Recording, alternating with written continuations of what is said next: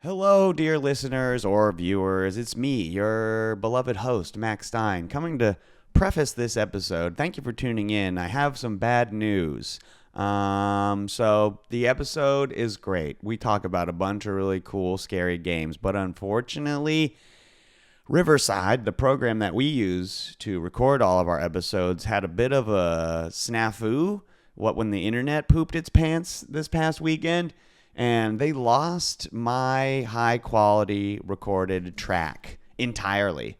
So the only track I was able to use to make this episode is a 720p MP4, and that's it. So no WAV files to separate things, no separate video files to resize anything. So I apologize. The episode you're about to see and hear is going to look and sound not as good as it normally does. But I think it's worth bearing through because we talk about a bunch of really cool stuff this episode, a bunch of really cool scary games. So without further ado, I present to you Horror Steam 2. I hope you enjoy.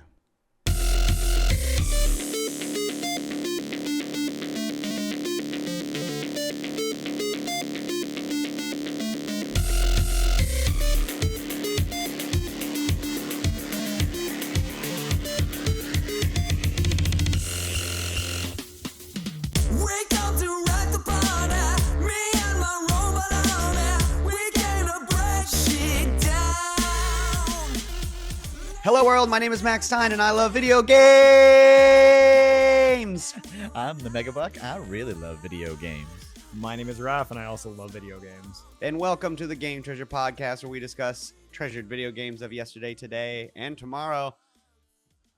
Warning, the Game Treasure Podcast is not for children or anyone with a brain for that matter. Hello, dear listener or watcher. We have another spooky October show for you. It's Revenge of the Horror Steam. That's right. It's the sequel to our last year's Horror Steam, our normal Hot Steam, where we play a cadre of Steam games, but this time we all played different scary games. Oh, yes. And a lot of them are really good because, spoiler alert, Steam's Next Fest is happening right now as of this recording.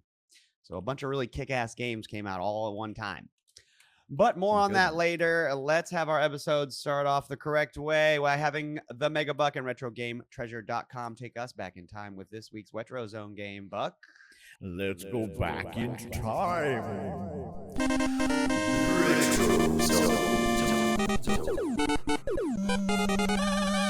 It's a spooky I'm thinking game. Bubsy 3D. Yeah. I'm No, gonna say Bubsy Michael 4D, Jackson. the new one that just came out. Cool. What were you saying, Raph? I'm going to say Michael Jackson until one day it's going to be true. One day it's gonna be true. Ooh, Michael yeah, so it's Jackson. gonna be Moonwalker. Yeah. Yeah. Scary. As of today's recording is the Max gonna kick himself and be angry because he loves anniversaries and he missed this one for an episode. Today is the 40th anniversary of the NES in the United States. Okay. Oh, shit. 40 years old. And so even though I've been bringing some NES games lately, it's spooky season. And listen, let's face it, the NES has some of the best spooky games. So I'm going to bring up a game from the 1986. It was originally produced for the Famicom Disk System in Japan, one of those fun ones that they later brought over to us here in the States for the Nintendo. It has sequel-itis. Most people don't like it very much as an entry in the series, but I still think it's cool. I'm talking about Castlevania 2, Simon's Quest. Hell yeah. Cool. I had a feeling when you said It's a most good people don't like it and it has sequelitis. I know what game this is. Yeah, it does.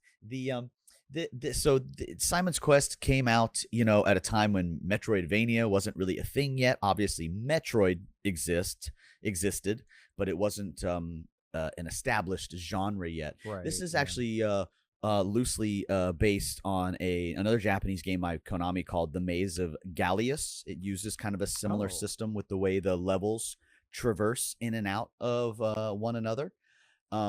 It takes place 7 years after the first Castlevania, when some lady tells Simon, like, hey, Dracula cursed you before you killed him, so you gotta go do this other stuff and stop him, or you're gonna die. And in this game, you travel to the 5 castles where Dracula's body parts have been scattered.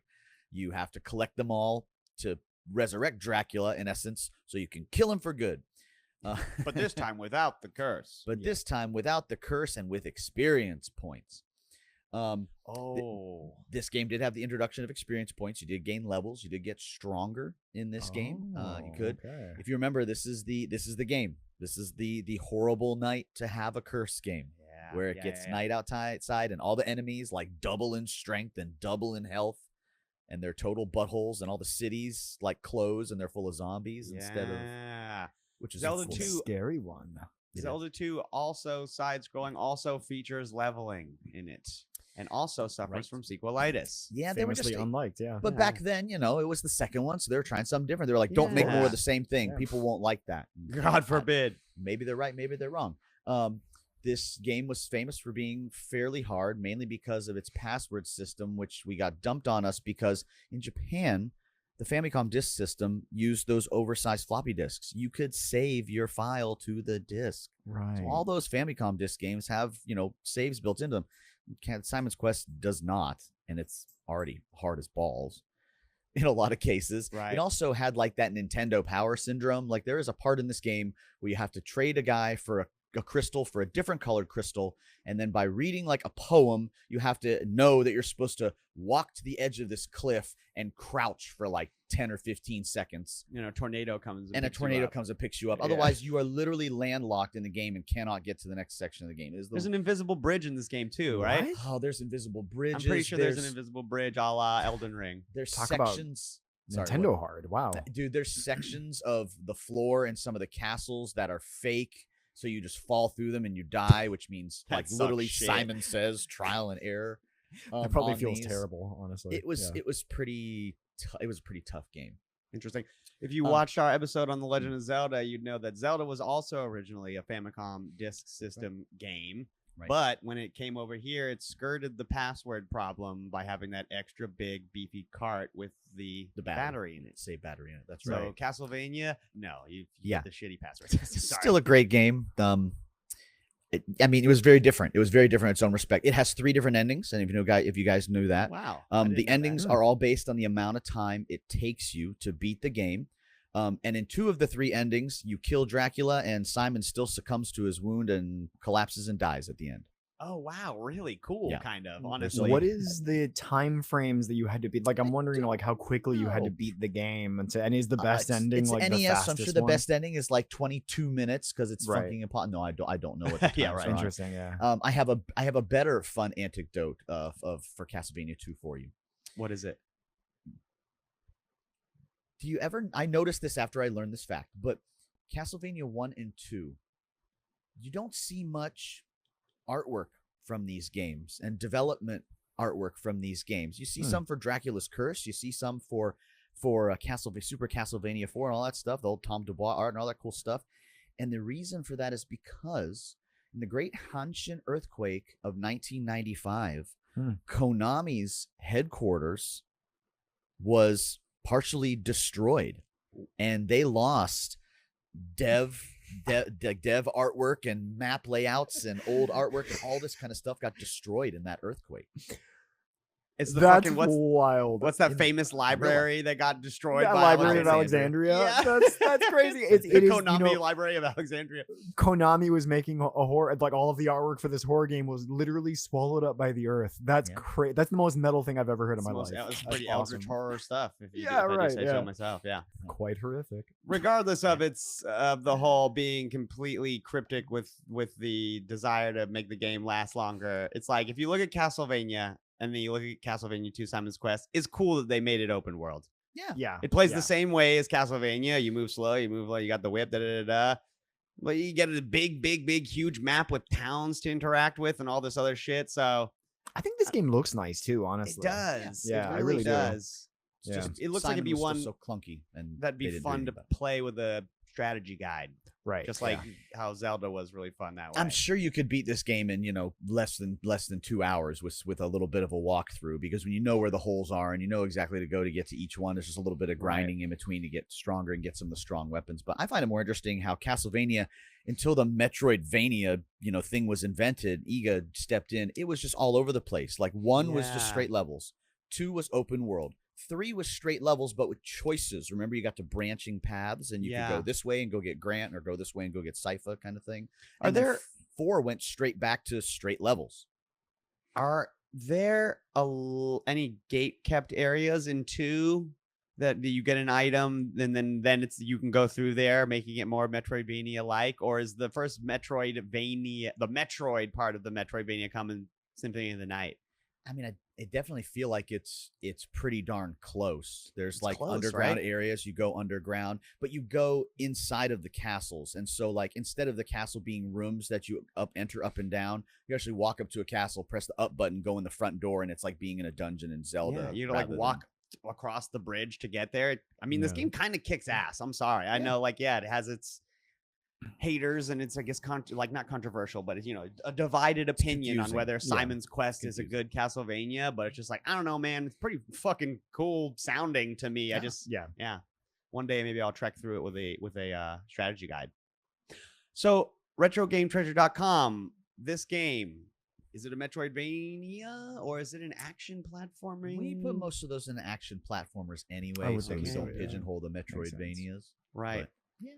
Oh, I'm Spooky watching him season. literally find a secret passage with holy water that was just. Oh, there's lots of just- stuff. You yeah. throw them into the That's so ground, you cool. break. Yeah, Absurd. there's No way you you would literally know. can't find one of the crystals without just running around and throwing holy water on the ground. And how would you do that unless you were reading a Nintendo Power? Were you running around Right. throwing holy water at the ground and No, thinking that it you was a can't thing? because you have a limited number or whatever that you can use. So Use for the Yeah. hearts, which means you got to go Yeah. kill more monsters and you got to so come back. annoying.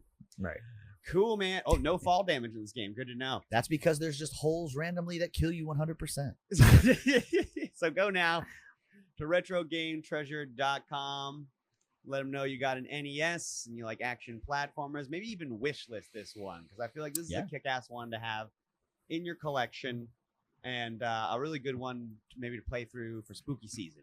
Yeah, that's why I brought it up. Open up that GameFAQs.com and plow your way through Simon's Quest. Why don't you?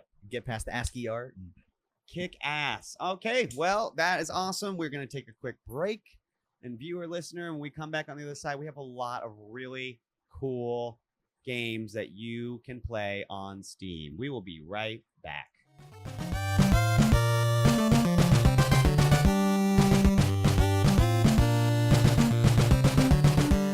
Okay, gentlemen, we are back, and it's time. Not relaxing. Cue the bats. Cue the lightning. Cue the werewolf. It's time. Once again, it is time. 365 days have progressed since our last horror Steam. So, gentlemen, turn on your computers and spend less than $10 on a game that's better than 90% of the games that cost $70 today with the horror Steam. All right, I'm going to go first. cool. The game that I want to talk about on today's horror Steam is a game that technically isn't out yet. We've talked about it before. It's only in demo form, so we only got to see so much stuff happen, but I think it's worth talking about, and it's Yap Yap. Oh yeah. That's right. We got to play the tiny window demo. If you're listening to this, I'm pretty sure it's closed down. Sorry. But here's the good part. We're going to let you know how it gets played. So, developed and published by Mason Bap.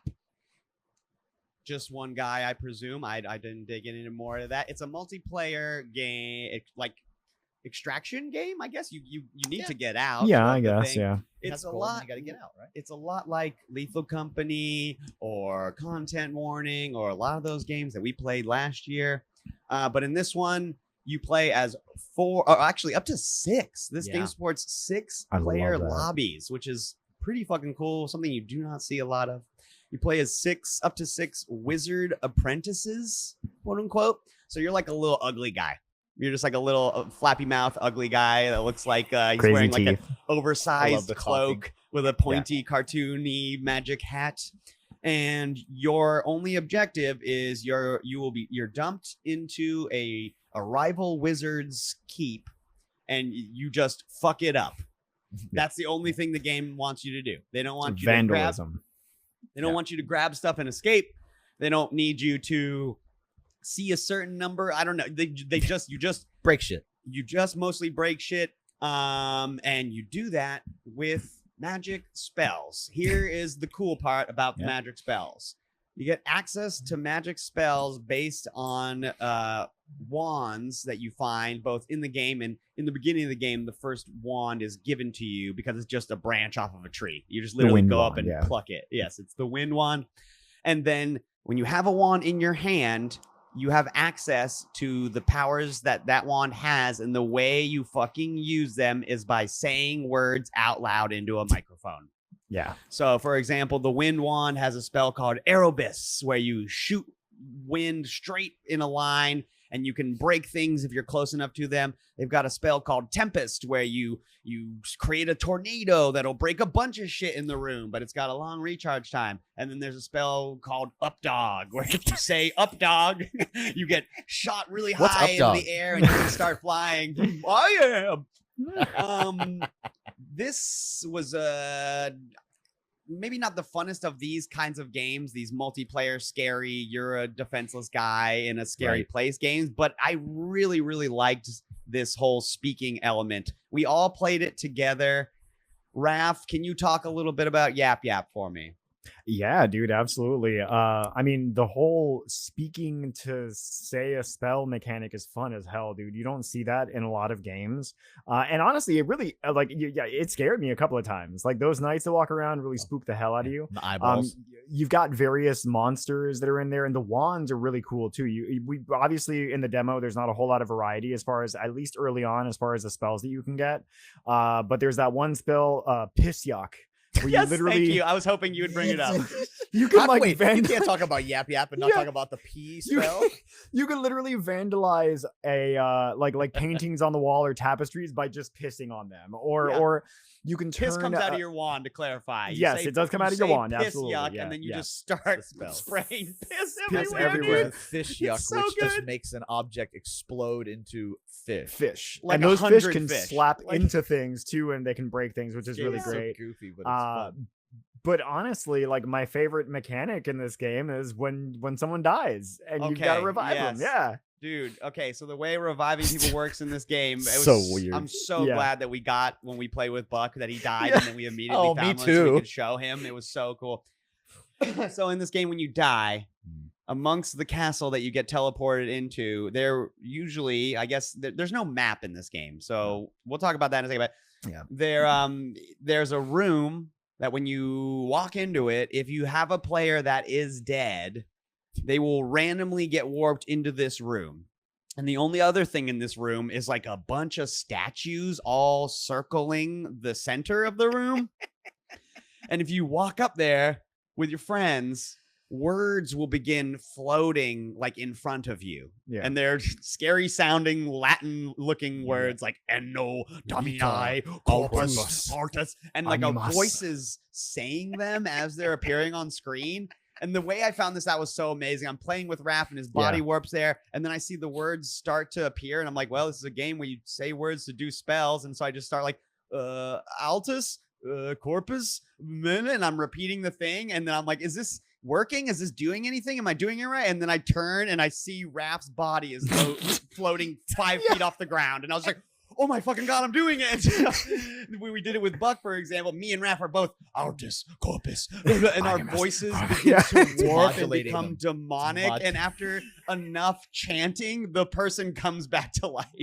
But now we're all in a cult. incredible. Like It was one of the fucking brilliant, dude. I was like, that it worked with Raph, and I was just like, that is the coolest way to resurrect anybody in one of these types of games I've ever seen. I mean, surely. Yeah, it was absolutely fun. one of the best moments I've had in a game in a while is watching that happen. Is like Mac like just stumbling upon it. I didn't know it was there. You didn't know it was there. I I had played no the game idea a what was couple of happening. times. Like it was a couple of times that I had played it without you, and like I hadn't even run into that. And then when he starts doing it, I see my body lifting off the ground. I'm like, "Do it, Mac! Keep saying," because he can't hear me. I'm like, "Keep No. going, keep going, keep going." And I'm going, is this working? Corpus? Altus? But like you said, this is a demo. So as far as number of wands, we only found like 4 different wands. I guess there might be more if you can beat the first night's quota. But here's my thing. man, the quota's high. It's hard. Yeah. Holy I didn't notice cow. it change though between 1, 2, or 3, or probably more players. So I Yeah. guess if you have more people, it'd be a little easier. Yeah, exactly. It doesn't change if you have 2 people compared to when you have 6. So Yeah. playing this game with 2 people, I mean, me and Raph were like, fuck, dude, this is It's a struggle. impossible. There's I should mention, because if you did play and you're hearing me and you're like, oh, you missed this. No, there's you can hold G during the game, and this is actually quite cool. A list of objectives will slowly fade onto the screen, and there are things to do that will give you big clusters of points, and they'll be strange. Like one of them just says like clog 4 toilets and get 100 points, and you're like, is there a bathroom like around? I don't know, you know what I mean? And then lo and behold, me and Raph find a bathroom, but then we're like, how do we clog the toilets? Yeah, couldn't quite. Like, we couldn't quite figure We it even out. tried filling them with snot. We Yeah, did try right? filling Yeah. them with snot because there's it the one didn't that you fucking sneeze. work. Usually, most of the like castles that you get warped into will have a cool like puzzle room that has like a big puzzle in it. Like me and Raph found one where it's just like you hit it and then you're supposed to take these blocks up these stairs and balance out this this weight. What are those called? A scale. Yeah. But with only 2 people, me and Raph could not move fast enough to do it. Yeah. And seems so like you even need though at we least had 5 or 6 this people. list of things, it was still just like, I think some tweaking needs to be done on the developers' behalf regarding For sure, some balancing something needs to be about done. how yeah. many people versus how much money you need. I don't know. Maybe, I mean, I wish we could have found 6 people to fucking play it with. That would have been cool as hell, frankly. The last thing that I wanted to mention as far as something that like I don't know what they're going to do. Like there's no map in this game. Yeah. I understand Part of that the like fun. that's part of the fun because it's like, there's no map in content warning. There's no map in what's the first one? The one where you're collecting the Lethal stuff Company? on the Lethal Company, yeah. Someone can stay in the ship, but yeah. But there Right, is one in Repo, yeah. in Repo. Yeah. And it doesn't break the game. It just makes it to where you're not like, where is everything all the time? Because the closest thing that we got is there's a spell that gives you like X-ray eyes. Basically, there's like a wand that gives you crazy fucking. It looks Arcane eyes. Yeah, it's what the I think Raph that's put what it it's called. on and goes arcane eyes, and nothing happens on my screen. But and I just hear him go, whoa. Yeah. And I it's went, like what's happening? It's like And he old goes, school X-ray vision. Yeah. I go, what's happening? And he goes, I can't explain it. just try it. I just Whoa, threw give it it down to in- me right now. I want to fucking try it. And then I put it on. I also was like, I can't explain what this is. It's like LiDAR vision. It's Everything just LiDAR went vision. black. That's and what then it looks like. It's I'm a crazy, it's Roomba. weird. It Yeah. allows you to see Roomba through vision. walls for like things that you still haven't destroyed yet, or to see enemies in rooms and stuff like that. Overall, I mean, this game is cool just for the concept of the speaking the spells alone and the 6-player lobbies. I wanted so badly, dear listener or viewer, to get past the first night before we did this recording to see there's more. There's a goal to kill somebody with magic missile. None of us ever really got a one that hard. got magic missile. So really hard. fuck. Yeah, it's wee hard. So get as many friends as you can together when this game comes out. No. Unfortunately, I can't tell you when this game's gonna come out because, like I said before, there's no release date for They Yap don't Yap know. as of now. Sorry. Yeah. But yeah, that is my horror Steam that I played with these guys this week. Yap Yap. Mm-hmm. Buck, what Steams have you got for us, sir? I played a darling game. I don't know what a little sewing machine is, but that's the name of the developer of this game. Okay. I played by Sweet Carol, which is a love letter to Clock Tower and Don Bluth movies. Yes. Holy smokes. Like, it's hand-drawn, beautiful art. Its girl might as well be a Disney princess. Yeah. But Looks like Belle. it interacts a lot like Clock Tower, and like the Babadook is hunting you down half the time.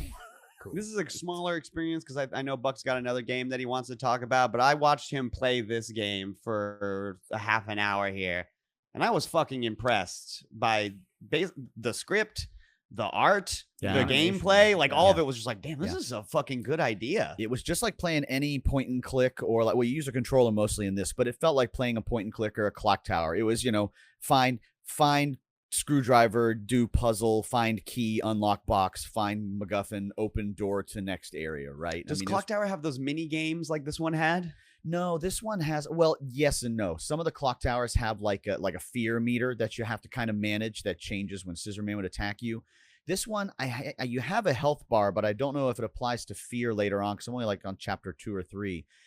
There's little mini games like balance when you're walking on like a ledge and you have to do a little balancing kind of mini game. Tony like Hawk manual. It was like that, yeah. Other sections where like parts of the floor would collapse away, which reminded me like of a Castlevania game actually. And you do have a run button, and you can run away from that. And you can also kick things, which seems silly, except in the very opening, you're trying to get a letter down from out of a tree, and one of the things you try is to kick the tree, and it's showing you you can do this. It doesn't fall down because little girl kicking a tree would not make anything fall out of it. True. But it was showing you that that's a mechanic of the game, which I thought was clever too. But gosh dang it, this game screams like Secret of Nim, like not just because of the horrifying the terrifying children's owl. art. Horrifying children's art. It has a terrifying owl with blood red eyes in it, just like the great owl in Secret of Nim. But it has that kind of Don Bluth edge to it.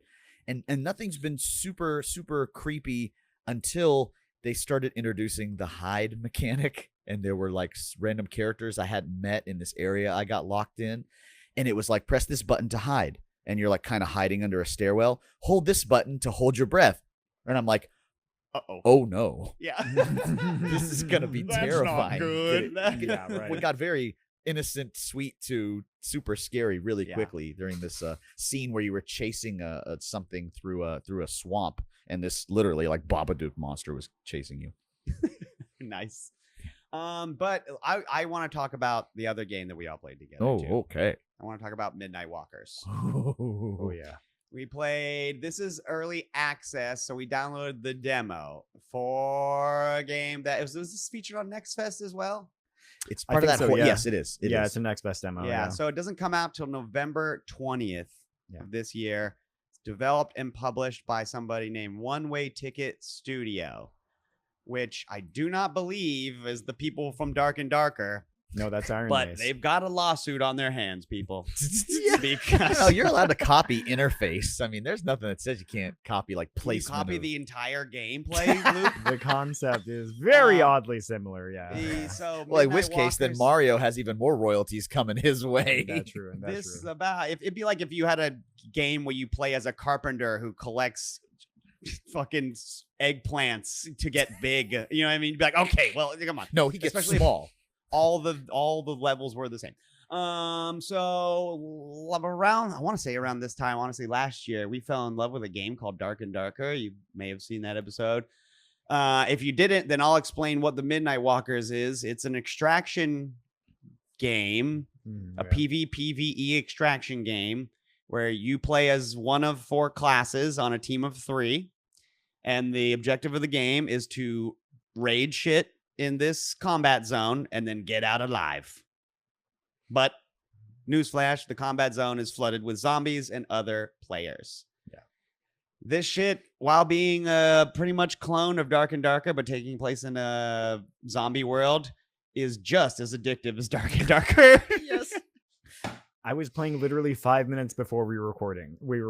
Oh, you played more without us? You did. I did just a little bit. Lauren and I played. Yeah. So Buck, talk to us about Midnight Walkers and our gameplay and everything. Yeah, so throw this into a world that's like Max said, it's the zombie theme. And so it's not medieval theme, but it kind of has the same parallels. There's a guy who's brawny and has the 2-handed weapons. There's a guy who uses bow and arrows, but again, it's in more current day, so he has some tech at his disposal. There's a guy who gets sneaky daggers, katanas, those things. And there's a 4th guy who I happen to pick and love, the bartender, who is like the mage, chemist, alchemist class and can make different concoctions to support the team, healing, buffs, whatever else. The coolest gameplay loop that you play in Dark and Darker is extremely copied, like Max said in this, with a couple of caveats. One is when you're searching through items, I believe if I'm not mistaken, in Dark and Darker, you saw the items immediately, right? Whereas It this just is took more you a like moment to open the PUBG or chest, some other right. games where you open it and then the items slowly appear. And like that Forever Winter game that I played earlier this year, you sometimes have to wait. You can see how big an item or how many items are in the box. I think it's to represent you like rummaging through the box. It's very Makes sense. Certain Yeah, you're characters searching rummage through it, faster yeah. than others. The cool thing about that is when you're in a world where there's zombies, you know there's constantly a slow moving threat coming towards you that makes that a little more intense and a little crazy, right? But the way that the closing circle, I'm doing air quotes for you non-Spotify video kids, love this. is the coolest mechanic ever. You play this game in like an apartment building or an office building. A And when you tower, queue into the most game, importantly. Whatever this building is, a multi-tiered Storage, yeah. building. what Yes. happens is when you queue in, it'll tell you in the bottom corner, you are queuing into floors 5 through 10 or 10 through 16 or whatever it might be. You know what you're going into because each of these floors has a different layout that we'll obviously learn the more that we play. But here's where it gets cool. And they have different items on them. Sorry. yes, because they're themed. Like you'll have one differently. that's like this floor is the casino. Yeah. So Yeah. it has dice on Yeah. it and you've Or a got a quest construction for area. this stash to get dice or Yeah. yes.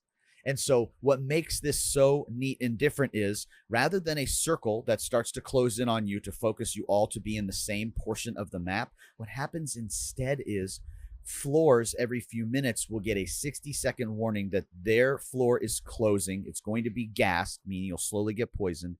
You need to get to a different floor. So it slowly narrows down the amount of floors until there's literally only one floor left. And everybody that's left in the map ends up. So you'll find a bank of elevators, but it won't be your time to leave yet. So you'll keep exploring.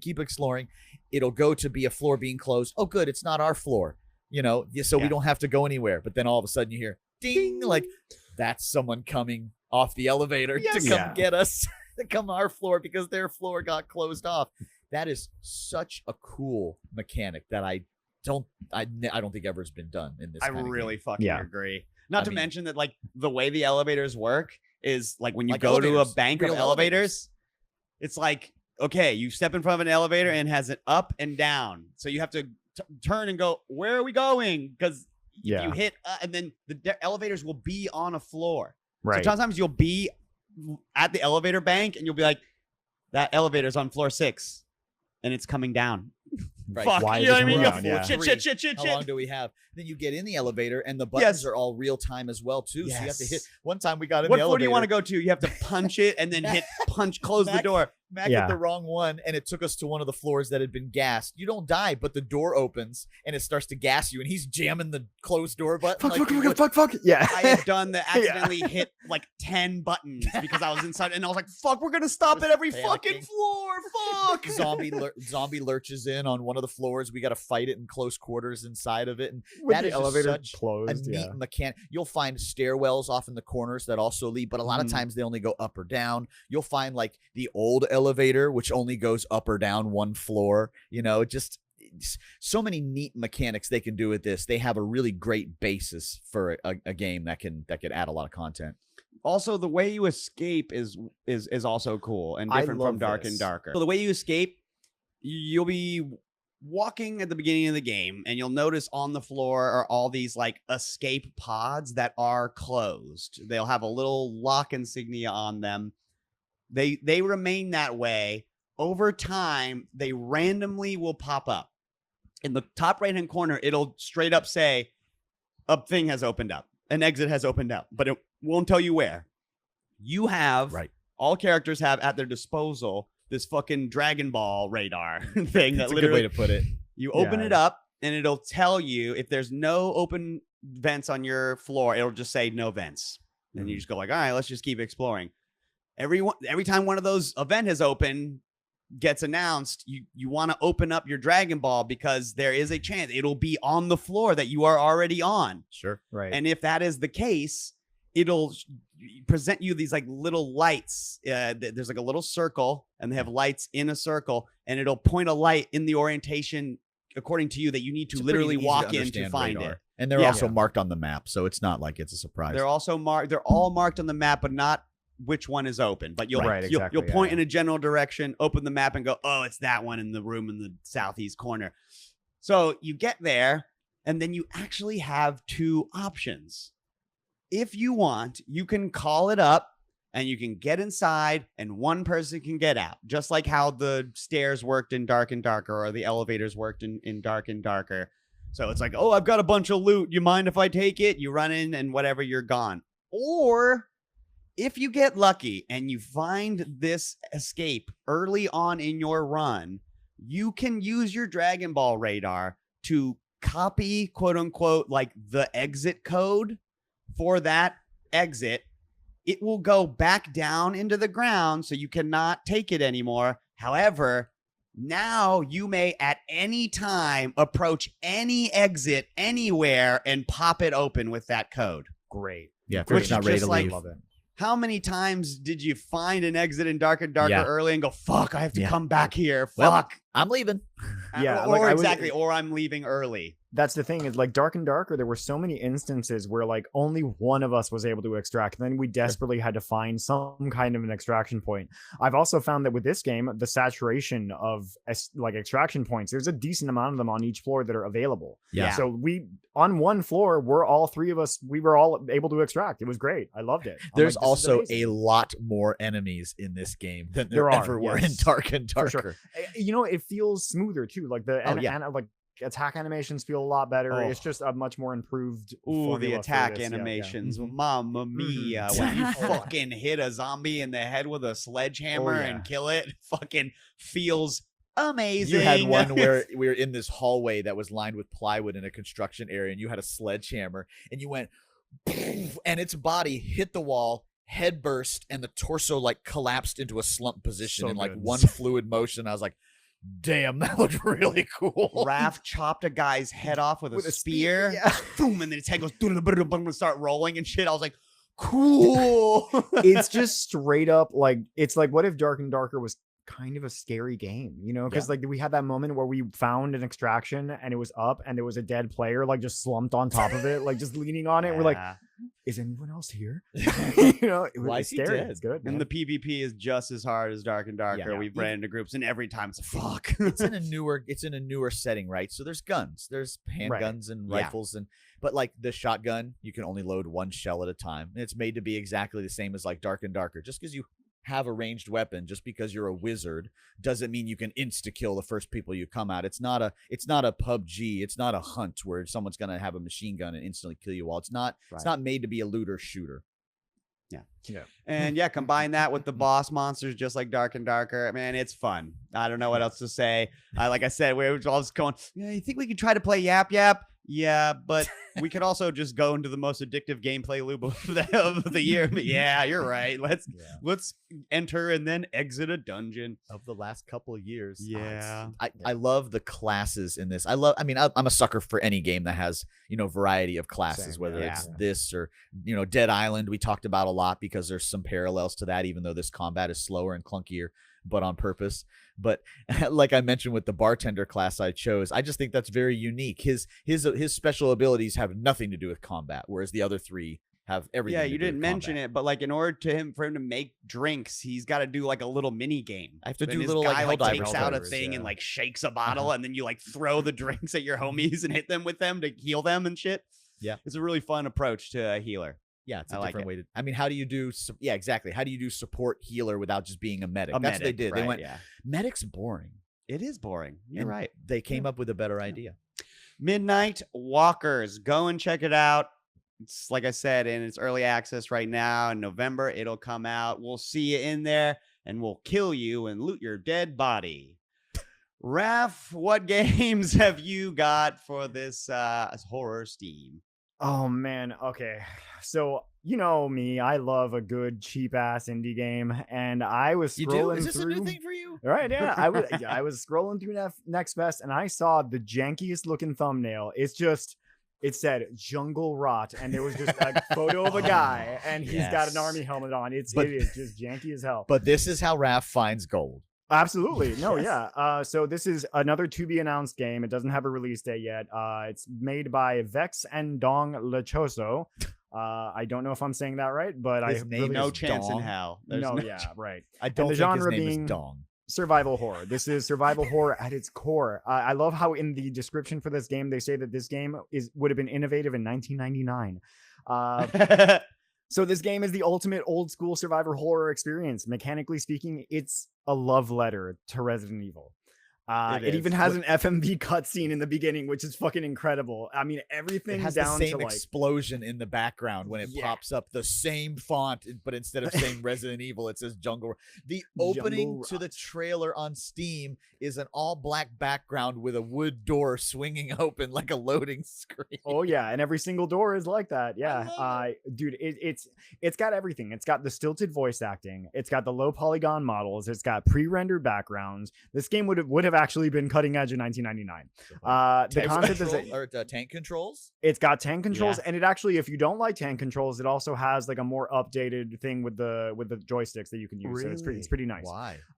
The concept is that you play this like soldier dude whose helicopter is shot down in the jungles of Vietnam, and when you crash, you find that the jungle is actually infested by zombies, and now you must escape this green and red hell. Perfect. Pretty fucking good idea. Yeah, dude, right? That's not a bad one. Right? Like the idea of like, oh, Resident Evil, but in Vietnam. Like, it's holy set shit, in the worst, most treacherous war in which men were literally sent into the darkness to be killed by God knows what. Like dude, a fucking tiger. You know what I mean? One like, point in the game that I had to wade through like waist deep water with zombies rising up out of the muck. And there was also piranhas jumping in and out of the water, dude. It was fucking cool. It has very Resident Evil puzzles, the same sort of like zombie dodging combat where you have to just basically try to avoid them as much as possible. And like I said, those delicious tank controls, like it plays like a dream.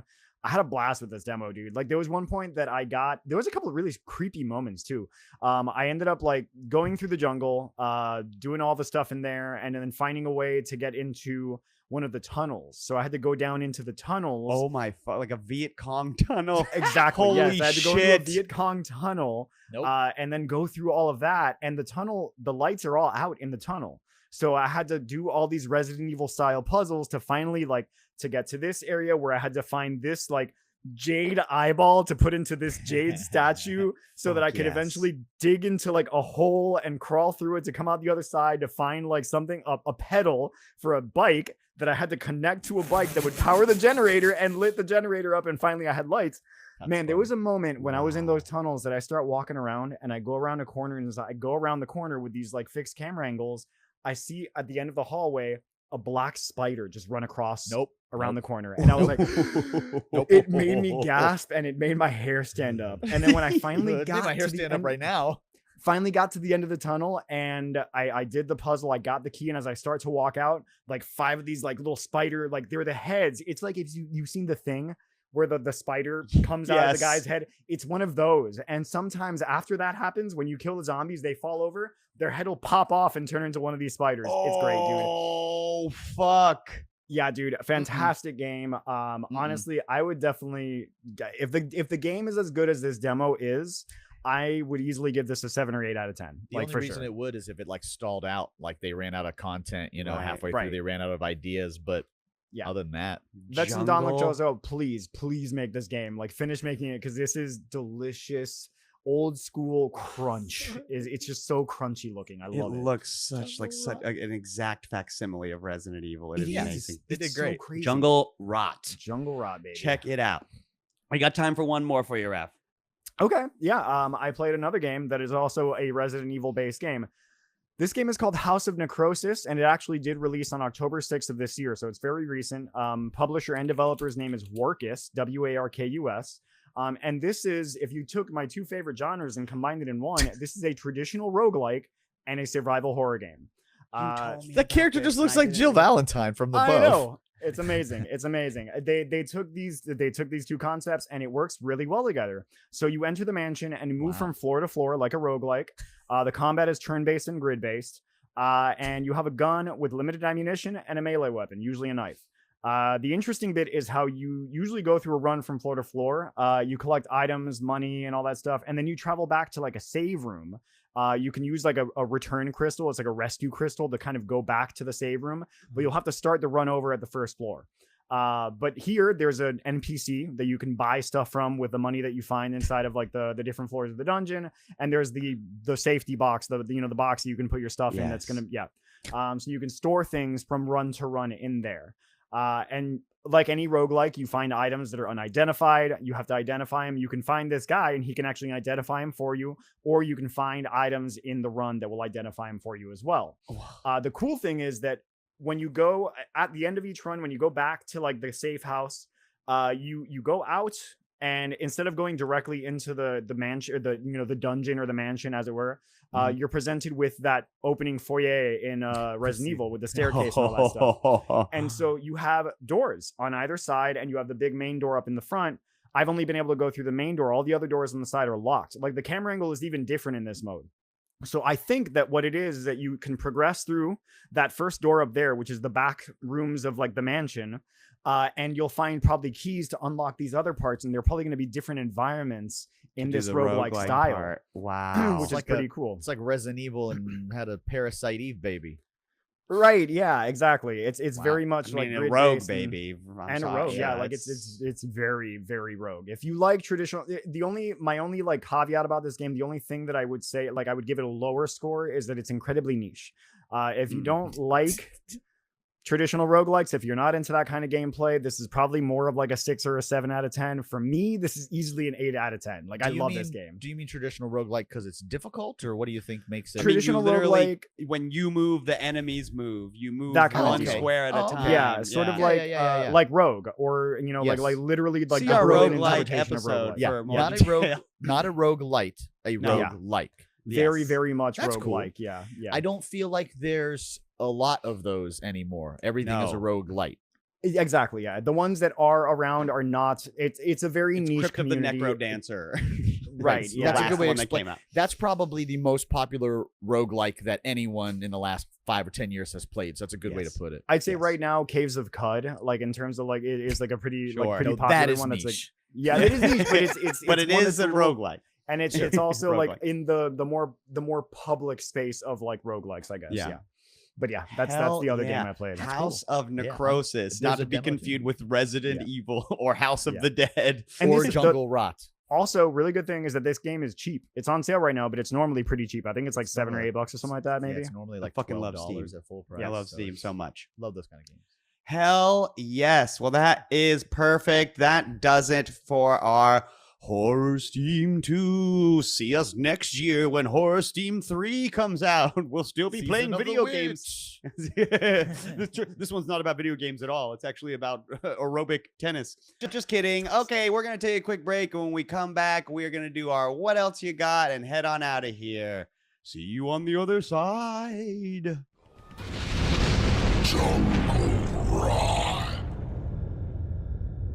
Okay, we're back and it's time for our What Else You Got, the segment of our show where I want to see what else you got, be it video game or otherwise. Okay. This week, I have a video game. Cool. We got a code for a good video game. Spoilers, I stopped sharing the bad ones with you guys. We got one. We got a code for a game that was featured in Next Fest. Yeah, fuck yeah. Real journalism. Release date is set for October 22nd, 2025. So it should be out when this episode comes out. It's called Made of Salvation. Yes.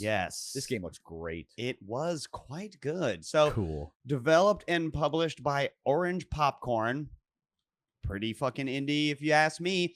I looked it up. They made 2 other anime style Castlevania games, like traditional level-based Castlevania, not even like Metroidvania. Hunter X Codename T and Hunter X. Yes. So basically, as far as I'm concerned, they haven't really made any lot of games. So it's an isometric perspective Metroidvania with RPG elements. LOL is what I wrote in my notes because everything has RPG elements these days, but no, really, this one does quite significantly.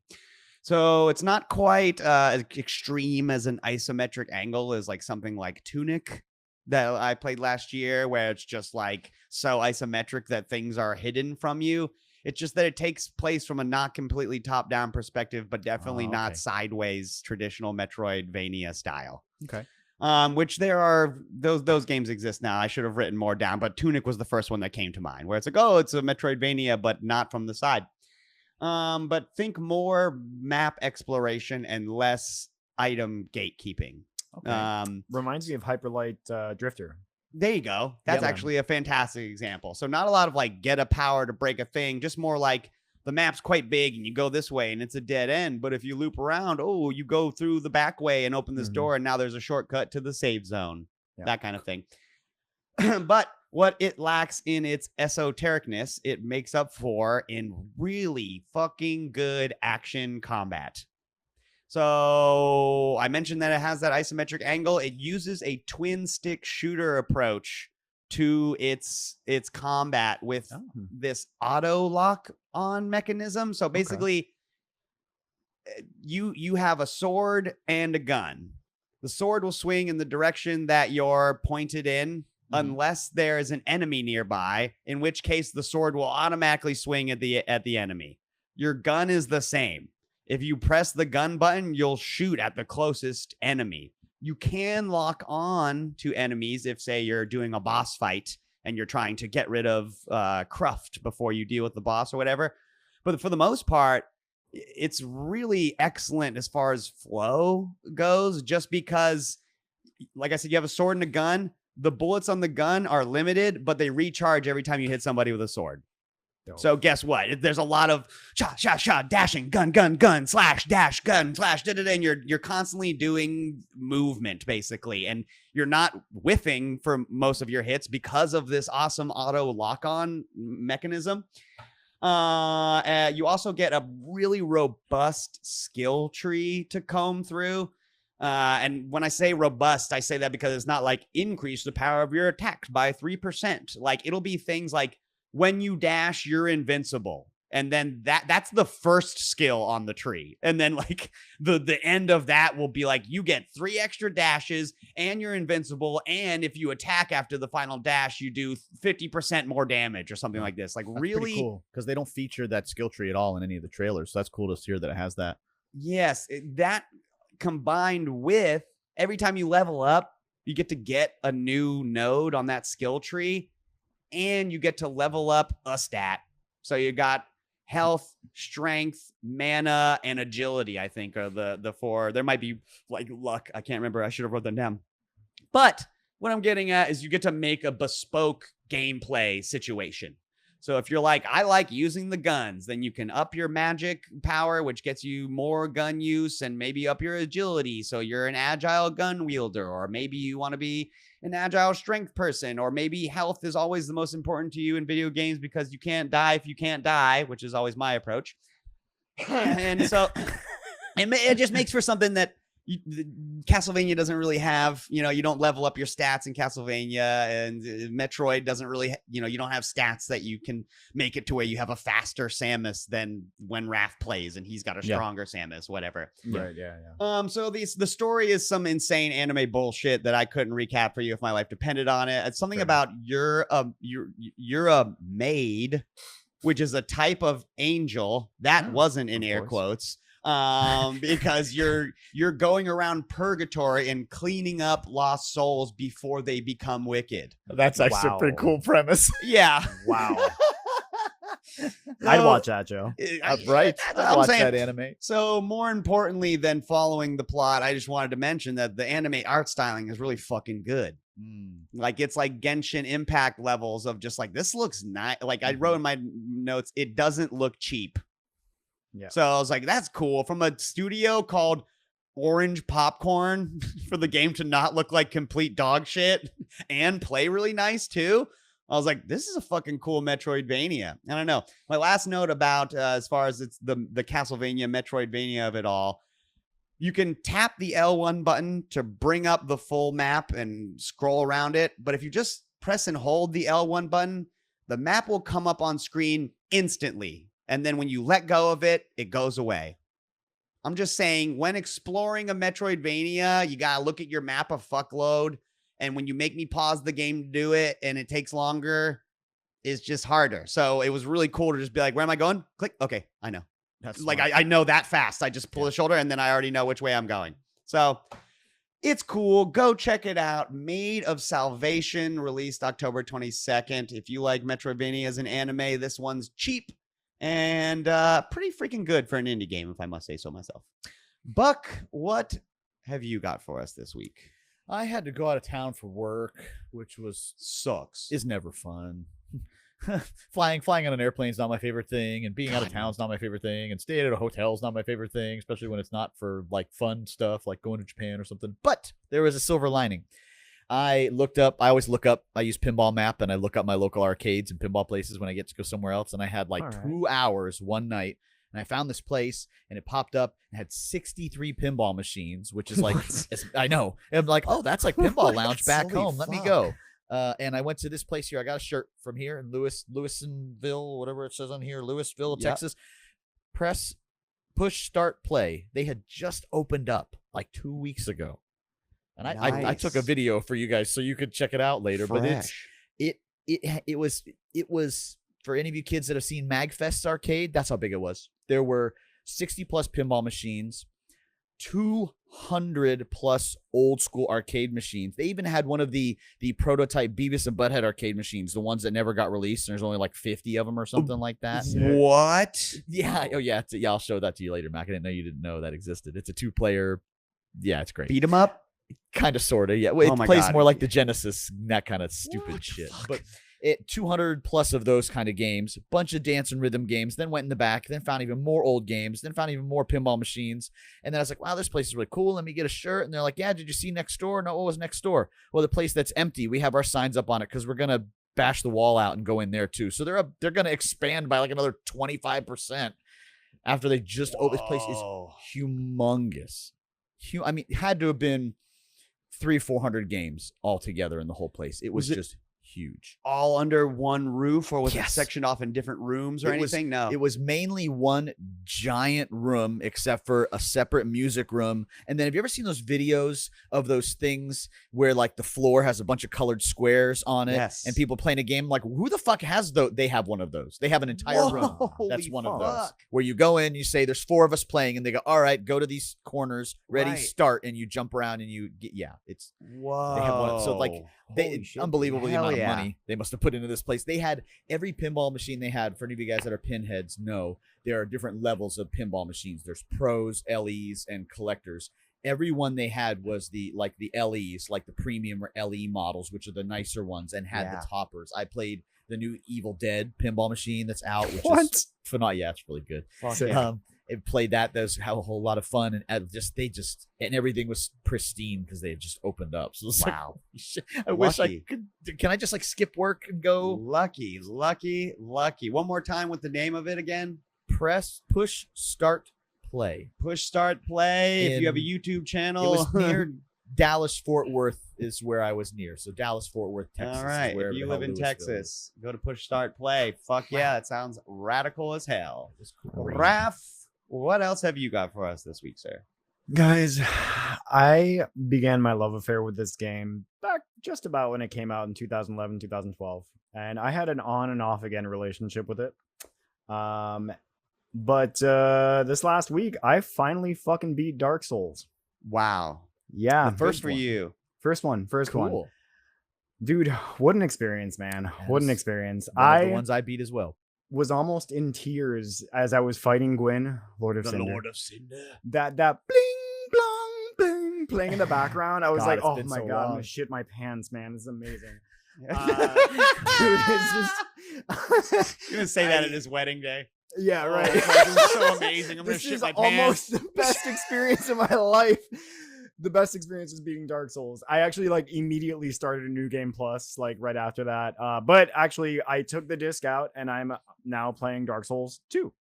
Which is funny that we are talking about games that are divisive and have sequelitis. Dark Souls 2 famously is very divisive.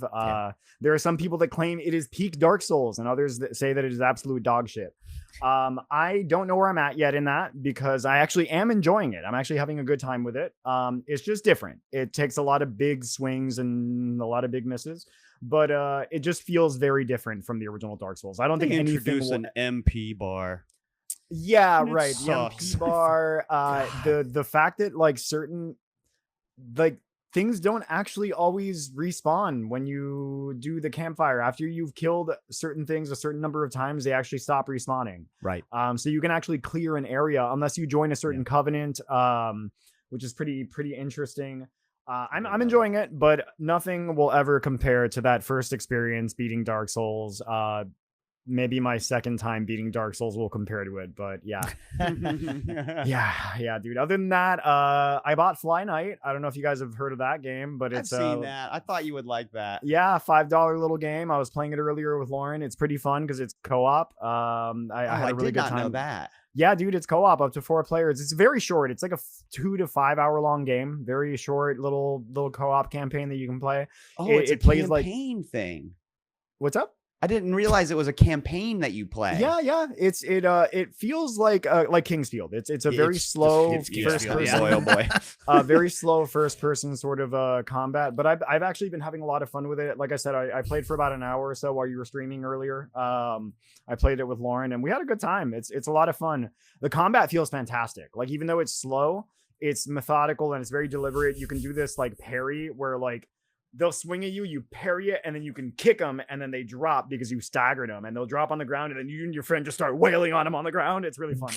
And everybody is, you okay? You go right there, Raph. Yeah. You need to talk about it, buddy. Yeah, right. Everybody, hey, look, man. I like video games. Kick this fucking mook to the ground. You beat him to death. Dude, we had a moment where we ran into we were like, hey, what is that guy? He looks like a bee, and then we went up, and he's a fucking samurai in like hornet armor. That's cool. And then he starts kicking our asses, and we're like, oh, this guy must be a boss. But yeah, it's a really cool game, man. Wow. Just check it out. It's $5, and I wanted a developer because they're making another game, and this game was kind of like a side game, but I think they're going to be adding some more stuff to this one.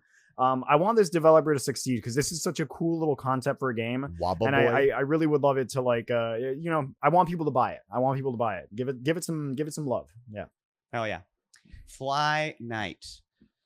That does it for another episode of the Game Treasure Podcast. Thank you so much, dear listener or watcher, for listening or watching. Do us a huge favor, like and subscribe, pretty please, with sugar on top. Let your friends know about our channel. Help us grow. That would seriously help. We try. For the love of the game, we make this, all right? If you are just listening to this on your favorite podcast app, may I suggest that you please go to youtube.com and check the Game Treasure Podcast channel out on YouTube so that you can watch us stream. I just got done playing some Baldur's Gate moments ago. Raph does his thing every single weekend without fail, where he plays his spooky games. I think you'll like it. It's a fun time. You can email us with cool video game codes and questions, or if you would just want to tell me that I look like Frankie Muniz, or if you want to say one of us looks like somebody, I don't know, if you want to say something mean, go to Game Treasure Podcast at gmail.com. You can head over to our merch store, which you can find at our linktree /the GTP. We got mugs and shirts of various designs that reference stupid in-jokes that we've made over the past almost 100 episodes. And more importantly, you can go to our Patreon, patreon.com /the GTP, where you can support us financially. For $5 a month, you can get access to our UFO deep dive series that we have on there. $5, you've got $5. You could just subscribe for a month, listen to those 5 episodes, 7 hours of content, might I add, and then just unsubscribe, and I'll just take your $5 and take that all the way to the bank. Thank you very much. Again, linktree /the GTP. We want to thank Crunkwitch for the use of our theme song, Clash of the Droids. You can find their music on Apple Music, Spotify, anywhere you can find find music on the internet. We got to shout out Mr. Venicor's stream on Twitch every Mondays and Thursdays, I believe, at 8 p.m. He's usually playing Dead by Daylight, or he's been playing a lot of Patapon lately, Ratatan lately, not Patapon. But yeah, go check him out, of course, as well. And last but not least, we got to thank RetroGameTreasure.com, owned and operated by the Megabuck himself, invented by the Megabuck. Retro Games Treasure is a subscription service that takes the hassle out of collecting retro video games. So instead of hunting around for a game store that's within a reasonable place, distance from your home, and then perusing through a bunch of games, 90% of which you don't have the system for, or you're not sure what game it is. And so then you have to stand in the store and Google Brave Fencer Musashi. Oh, never mind. It's $120. I couldn't get that game anyhow. Instead, you tell Buck what game consoles you collect for, and then you select from a big range of genres.